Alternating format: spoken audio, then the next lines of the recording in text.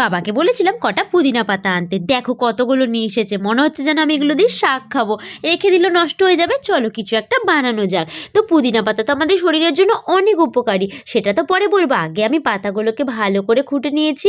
আর অবশ্যই দেখে নেবে পাতার মধ্যে পোকা বা পোকার ডিম যাতে না থাকে। দেখো এখনও এতগুলো পাতা রয়ে গেছে। পাতাগুলোকে ভালো করে ধুয়ে একটা মিক্সার জারে দিয়ে নিলাম, তার মধ্যে চিনি দিয়েছি পরিমাণ মতন, বিট লবণ দিয়েছি, আর এর মধ্যে একটা গোটা লেবুর রস দিয়ে নিয়েছি। আচ্ছা, চিনিটা কিন্তু এখানে স্বাদের জন্য দিয়েছি, বা চিনিটা না দিয়ে খাওয়াই কিন্তু সবথেকে বেশি উপকারী। জল দিয়ে এটাকে ভালো করে মিক্স করে নেব। এখন একটা গ্লাসের মধ্যে অল্প করে জল জিরা দিয়ে নিয়েছি। এরপর যে রসটা করেছিলাম সেটা নিয়ে নিলাম। এটাকে তোমরা চা চাকনিতে ছেঁকেও নিতে পারো, বাট না নিলেও কোনো খারাপ না, এটা অনেকই ভালো শরীরের জন্য। আর পুদিনা পাতার রস কিন্তু আমাদের মুখে দুর্গন্ধ দূর করতে সাহায্য করবে, দাঁতের জন্য উপকারী, ইমিউনিটি সিস্টেমকে ভালো রাখে, রক্ত পরিষ্কার করে, গ্যাস অম্বল থেকে মুক্তি দেয়, মানে অনেক উপকার।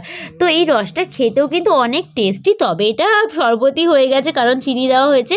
তোমরা এরকম খেলে চেষ্টা করবে যাতে চিনি না দিয়ে খাওয়ার।